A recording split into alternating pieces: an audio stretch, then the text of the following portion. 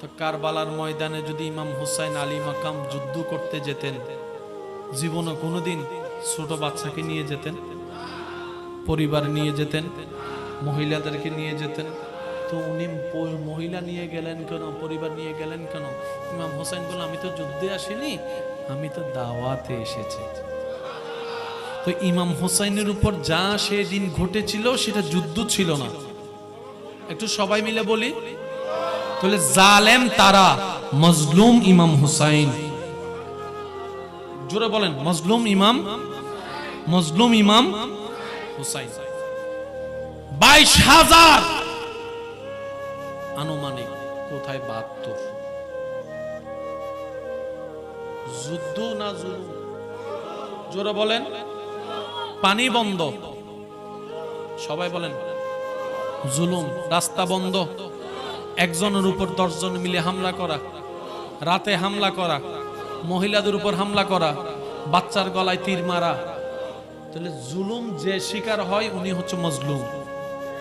আর রব সব সময় মজলুমের সাথেই থাকে। রব সব সময় মজলুমের সাথেই থাকে। মজলুম যদি রবের উপর সন্তুষ্টি করে ধৈর্য ধরতে পারে, তাই সবার উদ্দেশ্যে বলা, কারবালায় ঘটে যাওয়া সেই ইমাম হুসাইনের যে ঘটনার একটা দিক তো বলা হলো, আর একটা দিকের আংশিক বলার চেষ্টা করি। যদি আপনিও মজলুম হয়ে থাকেন, আপনার চাচা বাবা যারা মামা কাকা এই সে কারো কাছ থেকে আপনি যদি জুলুমের শিকার হয়ে থাকেন, তাহলে আপনার জন্য শুভ সংবাদ, আপনি মজলুম হলেন উনি জুলুম করার কারণে। আর মজলুমের সাথে আল্লাহ থাকে, মজলুমের সাথে আল্লাহর রহমত থাকে। মনে রাখবেন, অধৈর্য না হয়ে ধৈর্য ধরে সয়ে যান। আপনার নামের একটা আপনার জীবনের সূর্য উদয় হবেই হবে, জালেমের জীবন অন্ধকার হবেই হবে, এটাই আল্লাহর ওয়াদা। কেউ জ্বালাইলে জ্বলেন না, তারা বলবেন যে দর ফাঁসটি আলো, তুই আরো জ্বালা। কারণ তুই জ্বালালেই তো আমি জ্বলবো, আমি জ্বললেই তো রবের রহমতের বৃষ্টি আসবে। আমি যতক্ষণ জ্বলবো না রহমতের বৃষ্টি আসবে। তুই জ্বালা, আমি জ্বলি। বলেন তো, তুই জ্বালা আমি, বলেন তুই জ্বালা আমি। যে বউরা জামাইরে জ্বালায়, যে জামাই বউরে জ্বালায়, আজকে থেকে বলবেন তুমি জ্বালাও। তুমি জ্বালাও। সাসারে বলেন তুমি জ্বালাও, কাকাকে বলেন তুমি জ্বালাও, মামাকে বলেন তুমি জ্বালাও। কিরে এতদিন বলছস? হ্যাঁ হ্যাঁ, এখন তো জ্বলতে চাস, ব্যাপার কি? তখন সে আশেক বান্দা বলে, জ্বললেই তো রহমত, জ্বললেই তো রহমত, জ্বললেই তো রহমত। মামাই বলে কেমন রহমত? বলে যে জ্বলার কারণে, আমার জ্বলা দেখে আমার রবের রহমতের দয়া হয়েছে আমার উপরে, সুবহানাল্লাহ। আর আমি ধৈর্য ধরার কারণে আমার অতীতের গুনাহ রব মাফ করে দিচ্ছে, সুবহানাল্লাহ। এই সহ্য করার কারণে রব আমাকে নিয়ামত আরো বাড়াই দিচ্ছে, সুবহানাল্লাহ। আমি ক্ষমা করার কারণে, আমি ক্ষমা করার কারণে আমার রিজিকে রব বরকত দিয়ে দিচ্ছে, সুবহানাল্লাহ। তো তুই জ্বালাইয়েই তো আমার নিয়ামত বাড়াই দিলি, সেজন্য থ্যাংক ইউ। আজকে থেকে যদি না চিত্তা, বউ যদি বেশি জ্বালায়, জামাই যদি বেশি ফ্যানের ফ্যানা করে, বউ ওইটাই নলজ্জ। একদিন, এক সপ্তাহ, 1 মাস, 2 মাস, 3 মাস করতে করতে অভ্যাস হয়ে যাবে আপনার। প্রথম দিনের মতো আর কষ্ট হবে না। ওই প্রথম দিন রোজা রাখলে অনেকে ভুল করে খানা খেয়ে ফেলে, কিন্তু এটা যখন অভ্যাস হয়ে যায়, ঈদের দিনে সেমাই খাইতে অনেকের একটু মুখে আটকায়। ঈদের দিন শ্যামা খাইতে অনেকের আনইজি লাগে, এই এতদিন না খাইতে না খাইতে। এটা মানুষের অভ্যাস, মনে রাখবেন। 21 থেকে 25 দিন যেটাই অভ্যাস করবে সেটা হয়ে যায়। শুধু লেগে থাকতে হবে। আপনি হাতটা বন্ধ করেন, তাকে বকা দিতে দেন, তার বকা দেওয়ার রব শুনছে, আপনার নীরব থাকাটাও রব শুনছে। আর রব কখনো গালি দাতার সাথে থাকে না, ধৈর্য ধারণকারীর সাথে থাকে, মানে আপনার জয় নিশ্চিত হয়ে যাবে। সেজন্য মনে রাখবেন, প্রতিশোধ নেওয়ার শান্তি সাময়িক, ক্ষমা করে দেওয়ার প্রশান্তি অনন্তকাল। সব সময় হাত দিয়ে মারতে হয় না। কোন মুমিন বান্দা যদি কাঁটা ফুটে, কাঁটা ফুটার কারণে যদি ধৈর্য ধরে, আল্লাহ তার অতীতের গুনাহ মাফ করে দেয়। তো সেজন্য যতই কষ্টের শিকার, মুখে হাসি রাখবেন। আর আপনি বলবেন এই তো এটা মুখস্থ করতে হবে তো। আজকেও যদি কালকেও যদি কারোর সাথে রাস্তায় ঝগড়া হয়, আপনি শুধু একটাই ডায়লগ মারবেন, সবাই বলেন কি? জ্বালা আমি জ্বলি, তুই জ্বালাই আমার, জ্বালাইলেই তো আমি গুনাহ থেকে পবিত্র হতে পারবো আমার রবের রহমত দিয়ে। সুবহানাল্লাহ। আল্লাহ তাআলা আমাদের একটা ধর্ম দান করেছেন, যে ধর্মের নাম ইসলাম। এই ইসলামকে সম্পূর্ণ আপ টু বটম, ডানে টু বামে সম্পূর্ণ প্যাকেজটা রব নিজেই নিয়ন্ত্রণ করে সাজিয়ে দিয়েছেন।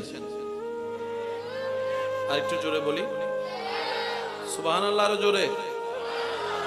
সাজানেওয়ালা, এই তো আওয়াজটা একটু বড় লাগবে। সাজানেওয়ালা, গোছানেওয়ালা, ডিজাইন করনেওয়ালা আল্লাহ।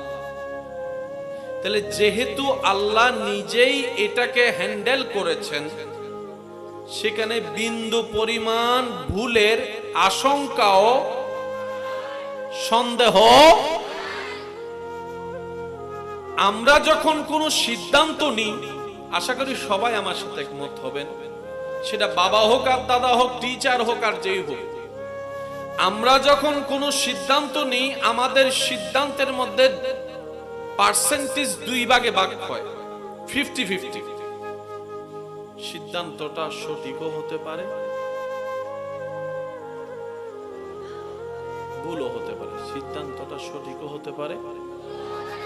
অনেকে তো সিদ্ধান্ত নিয়ে সঠিক মনে করে সন্তানকে বিদেশ পাঠাইছেন, ভালো হবে মনে করে, পরে দেখা যায় এটা হয়। যখন পাঠাচ্ছিল তখন মনে করতেছে এটাই রাইট, বাস্তবতা যখন সামনে আসছে তখন সেটা আর রাইট হয় নাই। আমাদের সিদ্ধান্তের রাইটও হতে পারে, একটু আওয়াজ দিবেন, রাইটও হতে পারে, রংও। কিন্তু রব যখন সিদ্ধান্ত নেই, সেখানে রং হওয়ার কোনো চান্স নাই। যেটাই নিবে সেটাই সঠিক 100%। সেই রব যিনি খুঁটি ছাড়া আসমানকে ছাদ বানিয়েছেন,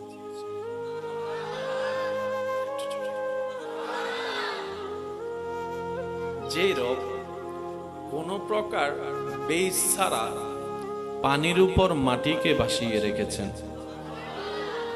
সেই রব ইসলামকে সাজিয়েছেন।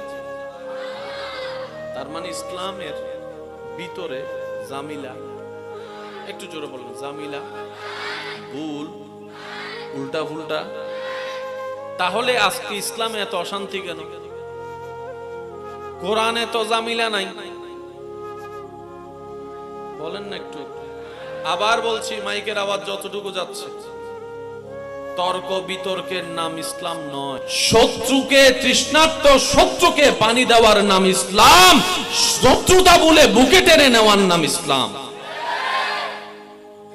তাহলে কোরআনে কোনো ভেজাল, হাদিসে ভেজাল, নবীতে ভেজাল, ফেরেশতায় ভেজাল, আল্লাহ ভেজাল, ইসলামে ভেজাল, আমাদের ভিতর ভেজাল, আমাদের ভিতর ভেজাল, ফারুয়ার মানুষের মধ্যে ভেজাল, রাঙ্গুন্য মানুষের মধ্যে ভেজাল, রাউজান্য মানুষের মধ্যে ভেজাল, বাসিঙ্গেলের মানুষের মধ্যে ভেজাল, সিডেঙ্গে মানুষের মধ্যে ভেজাল। তো ওরা তো মুসলমান, ভেজালটা কেন? সহজ সমাধান মনে রাখবেন, ভেজালটা ইসলামে নয়, ভেজালটা আমাদের বুঝার মধ্যে, আমাদের নেওয়ার মধ্যে, আমাদের ভাবার মধ্যে, আমাদের বলার মধ্যে। মনে থাকবে ইনশাআল্লাহ। এবার বলেন, দোষ কাদের? দোষ আল্লাহর, দোষ নবীর, দোষ কোরআনের। আওয়াজটা বড় করে বলেন, দোষ কাদের? আর আমাদের একটা বদ অভ্যাস আছে, যে দোষ করে সে নিজের দোষ স্বীকার করে না, চোরের মার। মনে থাকবে, মনে থাকবে। সেজন্য আমি একটা বক্তব্যে প্রায় জায়গায় দেওয়ার চেষ্টা করি, যারা আমাদের মতো মুসলমানের কর্ম দেখে ইসলামকে ভুল বুঝে, তাদের উদ্দেশ্যে আমি একটা বার্তা দেওয়ার চেষ্টা করি। সেটা হচ্ছে, ইসলামকে যদি সত্যিকার ভাবে জানতে চান, বুঝতে চান, দয়া করে রাঙ্গুনিয়ার মানুষকে দেখিয়েন না, চিটাঙের মানুষকে দেখিয়েন না, ঢাকার মানুষকে গবেষণা করিয়েন না, আপনার বাংলাদেশের মুসলমানকে গবেষণা করিয়েন না। সত্যিকার ইসলাম যদি আপনার জানার আগ্রহ থাকে, বুঝার আগ্রহ থাকে, আপনি ইসলাম কি জিনিস জানতে চান, তাহলে আবু বকর সিদ্দিকের জীবনীটা পড়ে দেখেন, ফারুকে আজমের আদর্শটা পড়ে দেখেন, ওসমান গনি জিন্নুরাইনের সাখাওয়াতটা একটু জেনে দেখেন, মৌলা আলী শের খোদার বেলায়েতের সম্রাটের একটু এলমের সম্রাট একটু জীবনীটা পড়ে দেখেন, হাসনাইন করিমাইনের আদর্শ দেখেন, আহলে বায়াতের জীবনী দেখেন, সাহাবাদের জীবনী দেখেন, আপনি মানতেই বাধ্য হবে ইসলাম ইজ দা বেস্ট। ইসলাম দেখতে গেলে বুঝতে গেলে আমাদেরকে নয়, ওনাদেরকে দেখেন। আমরা তো ইসলামের নাম নিয়ে চলি যে, আমরা কেউ কিন্তু পরিপূর্ণ মুসলমান এখনো হতে পারি। আসুন এতটুকু পর্যন্ত যারা বুঝতে পেরেছেন তারা একবার বলি মারহাবা, আরো জোরে বলি মারহাবা। বাস ক্লিয়ার। দোষটা কাদের? বাস এখন শুধরাইতে হবো আমাদেরকে। কোরআন শুধরানোর দরকার, শুধরাবো। এখন একটু আওয়াজটা লাগবে যে ভাইয়া বলেন। আছি এখানে, ছিলাম এক জায়গায়, যাব অন্য জায়গায়, উঠবো আরেক জায়গায়, টিকবো এক জায়গায়। মনে রাখবেন, মানব জীবনের জীবন গাড়ি এখানে যারা বসে আছি আমরা, আসার আগে ছিলাম আম্মার পেটে। আমি ছিলাম, আমার মতো যারা ছিলেন তারা একটু বললেন, এখানে আসার আগে আমরা সবাই ছিলাম আম্মার পেটে। আম্মার পেটে আসার আগে আপনি আমি আমরা ছিলাম বাবার পিঠে। বাবার পিঠে আসার আগে আমাদের অবস্থান ছিল যেই জগতে, তার নাম হচ্ছে রু জগৎ। রু জগৎ থেকে আল্লাহর নির্দেশে যাত্রা শুরু, বাবার পিঠ হয়ে মার পেট হয়ে এখন দুনিয়ায়। একটাই কাজ আমাদের, আল্লাহকে খুশি করা।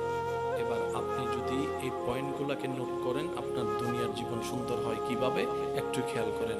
এবার বলি, মা যদি রাগ করে কথা বলে, মা যদি বকা দিয়ে কথা বলে, বাপ যদি সবার সামনে জুতা দিয়েও পিটায়, আপনি সন্তান হয়ে আমি সন্তান হয়ে চুপ হয়ে থাকব রবকে খুশি করার জন্য। রবকে খুশি করার জন্য সুবহানাল্লাহ।